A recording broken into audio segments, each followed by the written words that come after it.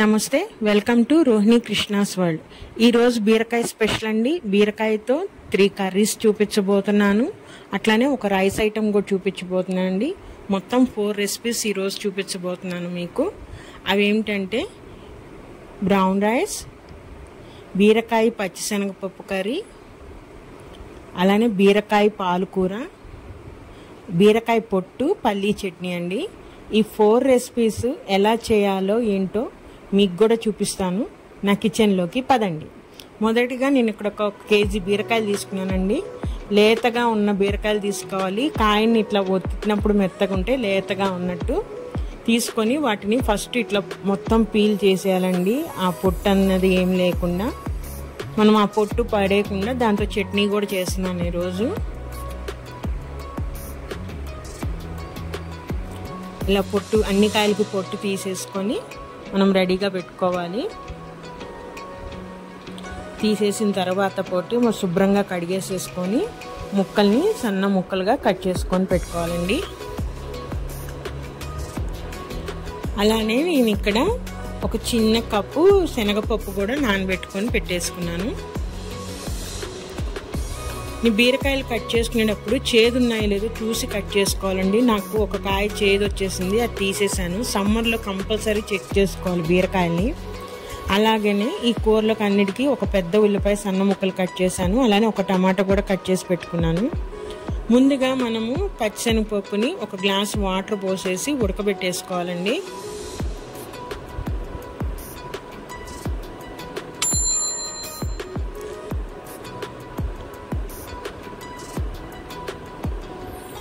అలాగే ఈ బీరకాయ పచ్చిశనగపప్పు కర్రీలోకి మసాలా అండి.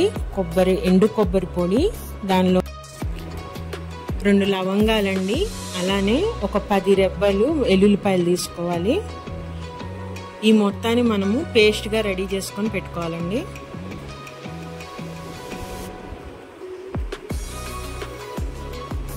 సరే, ఇలా పేస్ట్ చేసుకొని రెడీగా పెట్టేసుకుంటే మన కర్రీ ప్రాసెస్ స్టార్ట్ చేసేయచ్చు మనం. ఇంకా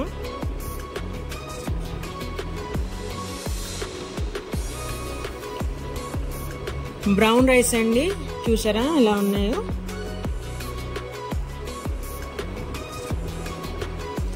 ఈ బ్రౌన్ రైస్ని మనము కడిగి నానబెట్టుకోవాలండి. ముందే నేను 1 కప్పు రైస్ తీసుకొని నానబెట్టేసుకున్నాను. 3 అవర్స్ నానాలండి మినిమం బ్రౌన్ రైస్ అనేది.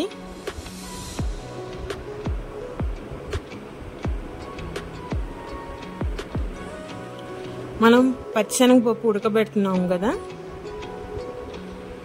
ఉడికిపోయినాయండి పచ్చిశనగపప్పు. అదేనండి, ఒక పప్పు తీసుకుని ఇట్లా మనం ఇలా క్రష్ చేసాం అనుకోండి, మెత్తగా వచ్చేస్తే ఉడికిపోయినట్టు. ఆ స్టేజ్ వచ్చేసిన తర్వాత మనం ఇంకా స్టవ్ ఆఫ్ చేసేసుకొని గిన్నె పక్కన పెట్టేసుకొని మనం ఇప్పుడు వేరే ప్యాన్ పెట్టేసుకొని ఆయిల్ వేసుకున్నామండి. ఇప్పుడు తాలింపు పెట్టేసుకోవాలి. ఆవాలు, మినపప్పు ఆ తాలింపు పెట్టేసేసుకొని అవి వేగగానే ఉల్లిపాయలు వేసేసుకోవాలి.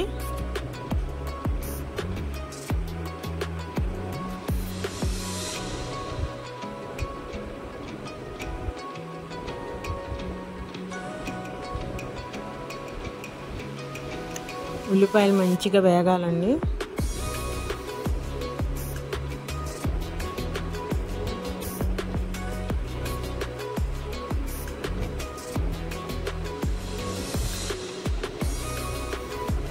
అలాగే 2 రెమ్మలు కరివేపాకు కూడా వేసేస్తున్నాను.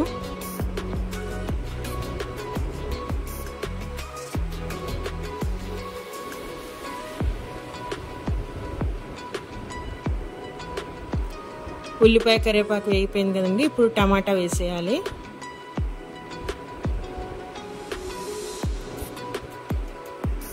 మనం ఈ టమాటా మగ్గాలి కాబట్టి 1 నిమిషం మూత పెట్టి మగ్గిచ్చేసుకుంటే తొందరగా మగ్గిపోతాయి.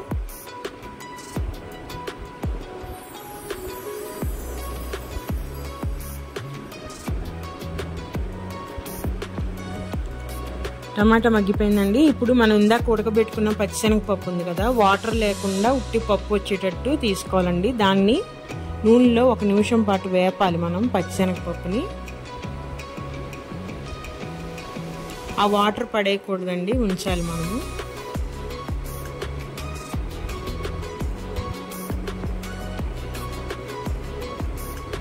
ఆయిల్లో 1 నిమిషం పాటు ఫ్రై చేసేయాలి.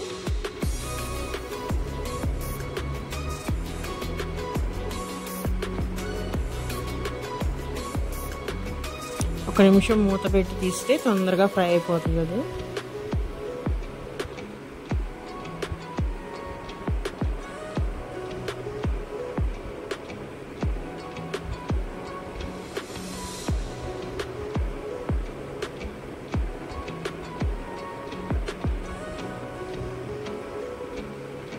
మనం ఇప్పుడు బీరకాయ వేసేసుకున్నామండి. ఇందాక కట్ చేసి పెట్టుకున్నాం కదా, దాంట్లో సగం ముక్కలు వేసేస్తున్నాను ఇక్కడ.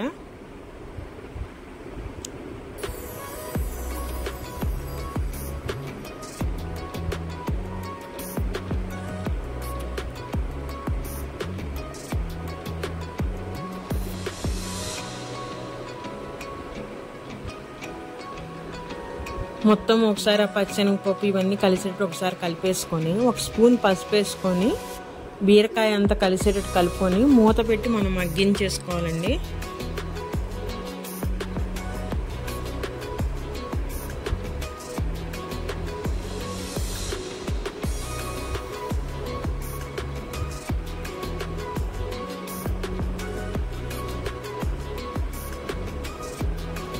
బీరకాయలో ఉన్న వాటర్ బయటకు వచ్చేసింది కదండి, మొత్తము బీరకాయ కూడా మొత్తం మగ్గిపోయింది కదా.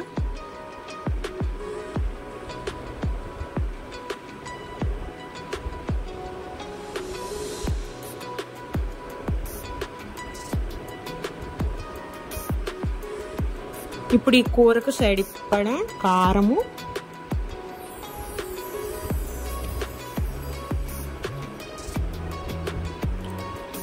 అలాగే మసాలా పేస్ట్ ఉంది కదండి,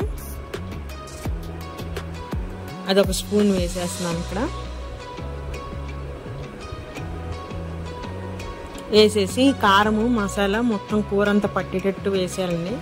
సాల్ట్ అనేది బీరకాయ కూరలో ఫస్టే వేయకూడదు, ఎందుకంటే ముక్కకు పట్టేస్తుందండి సాల్ట్.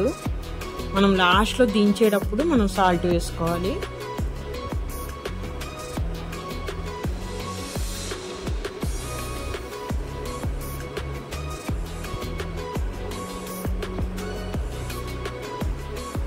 ఇందాక పప్పు ఉడకబెట్టిన నీళ్ళు ఉన్నాయి కదండి, అవి పోసేసుకోవాలి ఇప్పుడు మనము.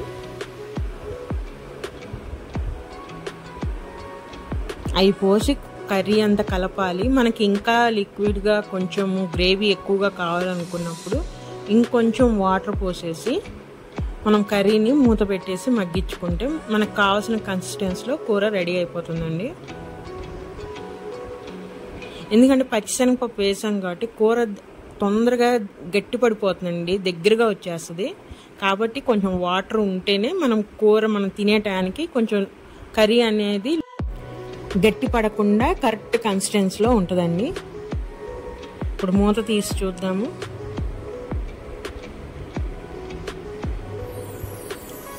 కర్రీ అంతా కలిపేసుకొని ఒకసారి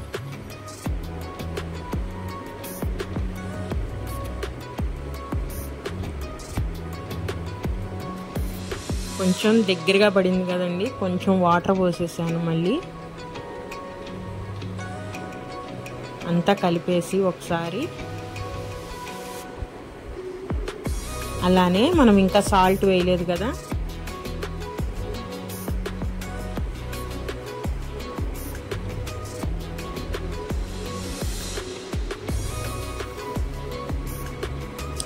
కూరకి సరిపడా సాల్ట్ చూసుకొని వేసేసుకోవాలి. కొంచెం తక్కువగానే వేసుకోవాలండి బీరకాయ కర్రీలో.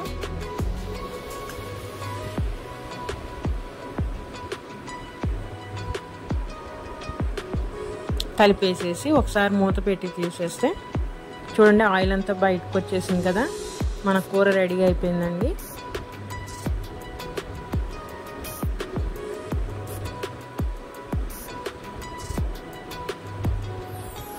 ఈరోజు రెసిపీస్లో మన ఫస్ట్ రెసిపీ బీరకాయ పచ్చిశనగపప్పు కూర రెడీ అండి. ఇప్పుడు మనం రెండో కర్రీ బీరకాయ పాలు కూర కదా, దీనికి ఒక గిన్నె పెట్టేసుకుని దాంట్లో ఆయిల్ వేసేసుకున్నానండి. తాలింపు పెట్టేసుకొని ఆవాలు మినపప్పు వేసేసి అవి కొంచెం చిటపట అనిన తర్వాత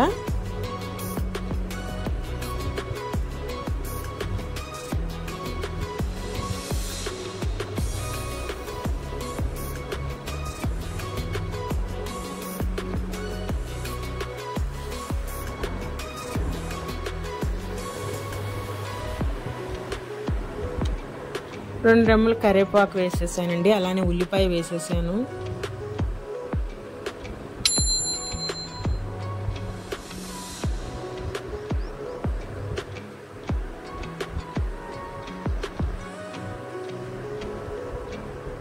ఆ ఉల్లిపాయ కరివేపాకు వేపగానే మిగిలిన బీరకాయ ముక్కలు ఉన్నాయి కదండి, అవన్నీ వేసేస్తున్నాను. ఇక్కడ వేసేసి ఆ మొత్తం ఆయిల్ అంతా బీరకాయకి పట్టేటట్టు ఒకసారి కలిపేసుకోవాలి.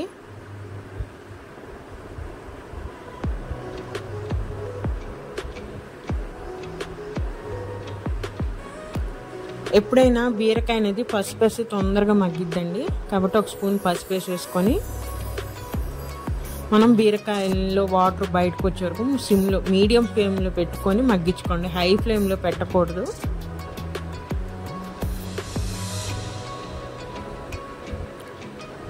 ఇదిగోండి బ్రౌన్ రైస్ నేను 3 hours నానబెట్టాను. ఈ బ్రౌన్ రైస్ని ఒక గ్లాసు బ్రౌన్ రైస్కి 4 గ్లాస్ ఆఫ్ వాటర్ తీసుకోవాలి. నేను ఈరోజు కుక్కర్లో వండుతున్నాను కాబట్టి పెట్టేసి, మనం కుక్కర్ని ఫ్లేమ్ ఎలా పెట్టాలంటే మీడియం కన్నా ఇంకొంచెం చిన్న ఫ్లేమ్ పెట్టి, అంటే సిమ్ టు మీడియం మధ్యలో పెట్టేసుకొని మనము ఉడికించాలండి. రైస్ని ఒక 4 to 5 విజిల్స్ వచ్చే వరకు పెట్టాలి. హై ఫ్లేమ్లో పెడితే మనకి రైస్ ఉడకదండి. చూసారా బీరకాయ మగ్గిపోయింది కదా.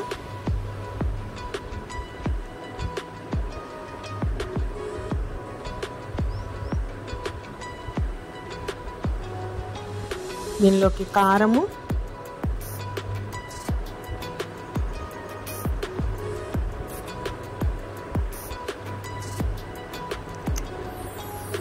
ఈ బీరకాయ పాలకూరలు కూడా కారం కొంచెం తక్కువగానే వేసుకోవాలండి.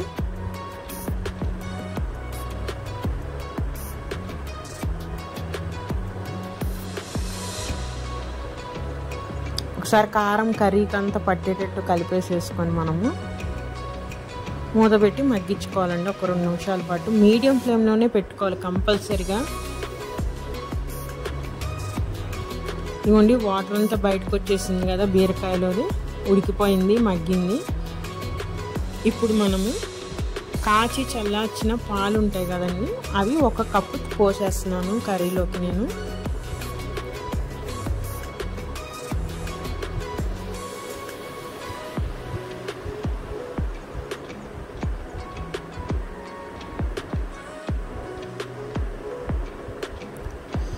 ఈ పాలలో కూర కొంతసేపు ఉడకాలండి. మూత పెట్టేసి మళ్ళీ మనం ఒక 2 నిమిషాలు మగ్గించుకుందామండి.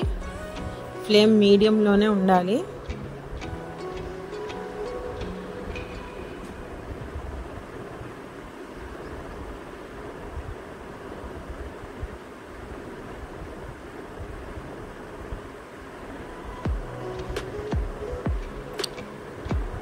మధ్యలో ఒకసారి మూత తీసి కర్రీ అంతా కలుపుకోవాలి. మనం ఇంకా సాల్ట్ వేయలేదు కదా, ఇప్పుడు సాల్ట్ వేసుకొని ఇంకొక నిమిషం పాటు మగ్గిచ్చేసుకోవాలండి.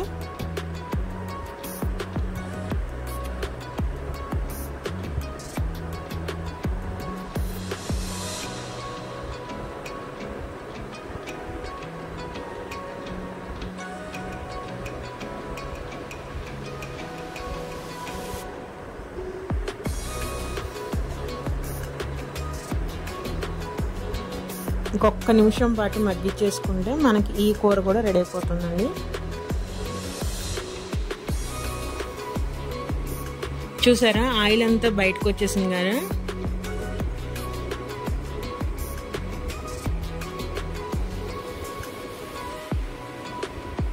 మన ఈరోజు రెసిపీస్లో సెకండ్ రెసిపీ బీరకాయ పాలకూర రెడీ అండి. ఇప్పుడు 3వ రెసిపీ బీరకాయ పొట్టుతోనండి. మనం ఇందాక పీల్ చేసి పెట్టుకున్నాం కదా, అదంతా శుభ్రంగా 1కి 2 సార్లు శుభ్రంగా కడిగేసుకొని మనము ఆ పీల్ని చిన్న చిన్న ముక్కలుగా కట్ చేసుకొని పెట్టుకోవాలండి. ఇలా సన్న ముక్కలు కట్ చేసుకొని పెట్టేసుకోవాలి.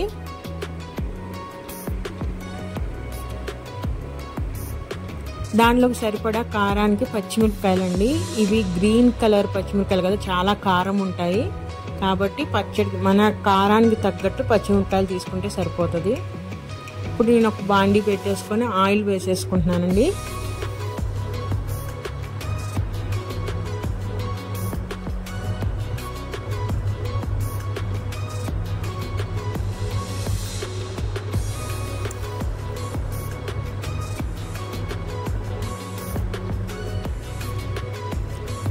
ఫస్ట్ పచ్చిమిరపకాయలను వేయించుకోవాలండి ఆయిల్లో.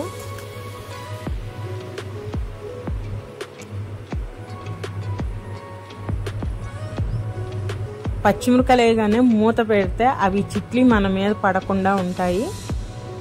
లేదంటే పచ్చిమిరపకాయలను కట్ చేసి వేసుకుంటే ఆ ప్రాబ్లం ఉండదండి. పచ్చిమిరపకాయలు నూనెలో వేగుతున్నాయి కదా, అవి వేగగానే ఇప్పుడు 1 కప్పు పల్లీలండి.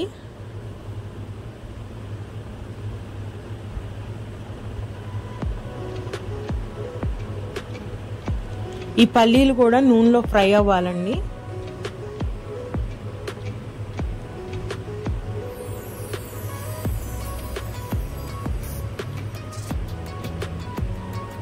పల్లీలు కూడా సగం వేగిపోయిన టయానికి, అంటే మొత్తం వేగకూడదు, ఎందుకంటే ఇప్పుడు మనం బీరకాయ పొట్టు కూడా వేసి వేపుతాం కాబట్టి మొత్తం ఫస్ట్లోనే వేగితే మాడిపోతాయి పల్లీలు. ఇప్పుడు ఈ పొట్టు అంతా ఆ నూనెలో వేసేసి బాగా కలపాలండి. అలానే 1 స్పూన్ పసుపు కూడా వేసుకోవాలి. మనము బీరకాయ ఎప్పుడు పసుపుతో మగ్గిపోద్దని చెప్పాం కదా. ఒకసారి పొట్టు అంతా నూనె అంతా పట్టేటట్టు కలిపేసుకొని మనము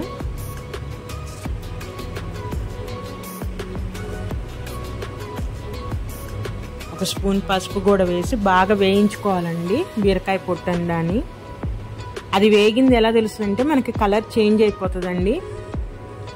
లైట్ కలర్ ఉందల్లా డార్క్ కలర్లోకి వస్తుంది. అట్లానే స్మెల్ కూడా చాలా బాగా వస్తుంది, వేగిన స్మెల్ వస్తుందండి. మూత పెట్టేసి 2 నిమిషాలు వేయించుకుంటే తొందరగా మగ్గుతుంది అన్నమాట. చూసారా కలర్ చేంజ్ అయిపోయింది కదా, ఇందాక లైట్ కలర్లో ఉంది, ఇప్పుడు డార్క్ కలర్లోకి వచ్చింది. అలానే మంచి స్మెల్ కూడా వస్తుందండి, వేగిన స్మెల్. ఒకసారి కలిపేసుకొని మనం ఇంకా చల్లారి పెట్టేసుకోవాలి.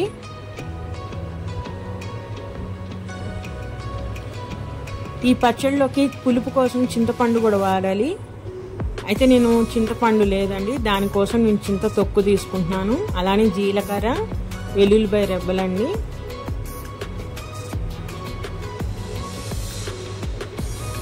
ఈ చింతకాయ తొక్కు మా ఇంట్లో ఎప్పుడు అవైలబుల్ ఉంటుందండి. చింతపండు లేనప్పుడల్లా నేను ఇదే యూజ్ చేస్తాను. చింతపండు వేస్ట్ చేస్తే ఒక టేస్ట్ వస్తుంది, చింతకాయ తొక్కు చేస్తే ఒక టేస్ట్ వస్తుందండి పచ్చడి. అలానే పచ్చడికి సరిపడా ఉప్పు, కానీ చింతపండు అనేది కంపల్సరీ వేయాలండి పచ్చడిలో.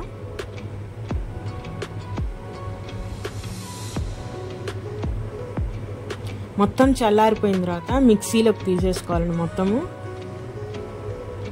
మిక్సీ జార్లోకి తీసేసుకొని కొంచెం అవసరమైతే కొంచెం వాటర్ పోసుకొని మెత్తటిగా మనం గ్రైండ్ చేయాలి. కంపల్సరీగా వాటర్ పడతాయండి, ఎందుకంటే మొత్తం డ్రై ఐటమ్ కదా, కాబట్టి కొంచెం వాటర్ పోసుకొని మెత్తగా మనం గ్రైండ్ చేసుకోవాలి పచ్చడిని. ఆ పచ్చడికి తాలింపండి.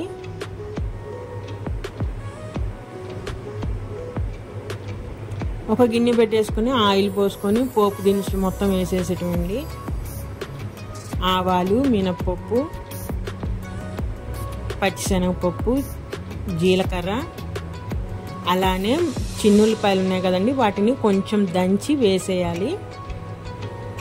అలాగే కరివేపాకు కూడా వేసేసుకోవాలండి.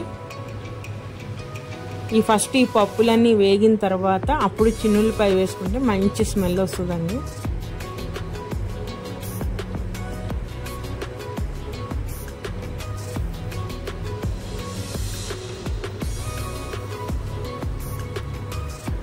మనం తాలింపు పెట్టుకున్న గిన్నెలోకే పచ్చడి వేసి కలిపితే ఆ స్మెల్ అంతా చట్నీకి పడుతుందండి. అలా కాకుండా చట్నీని అంతా ఒక గిన్నెలోకి తీసుకొని ఈ తాలింపు దాంట్లోకి వేస్తే అంత టేస్ట్ కానీ స్మెల్ కానీ ఉండదు. ఎందుకంటే ఆ వేడి గిన్నెలో పచ్చడి కూడా 1 నిమిషం పాటు వేగుతుంది కాబట్టి టేస్ట్ బాగుంటుందండి. అలానే పచ్చడి కూడా కొంచెం నిల్వ ఉంటుంది. 1-2 రోజులు ఉండాలన్నా కూడా అలా తాలింపు గిన్నెలో ఇది వేస్తే కానీ నిల్వ ఉంటుందండి.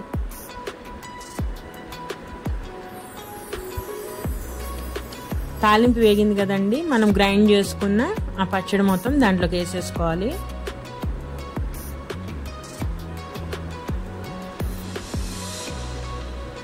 ఫ్లేమ్ సిమ్లో పెట్టేసుకోవాలండి.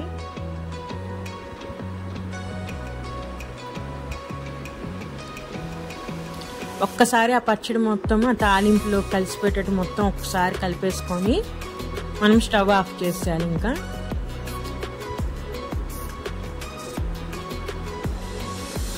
మన థర్డ్ ఐటమ్ బీరకాయ పొట్టు పల్లీ చట్నీ కూడా రెడీ అండి. బ్రౌన్ రైస్ కూడా రెడీ అయిపోయింది కదా.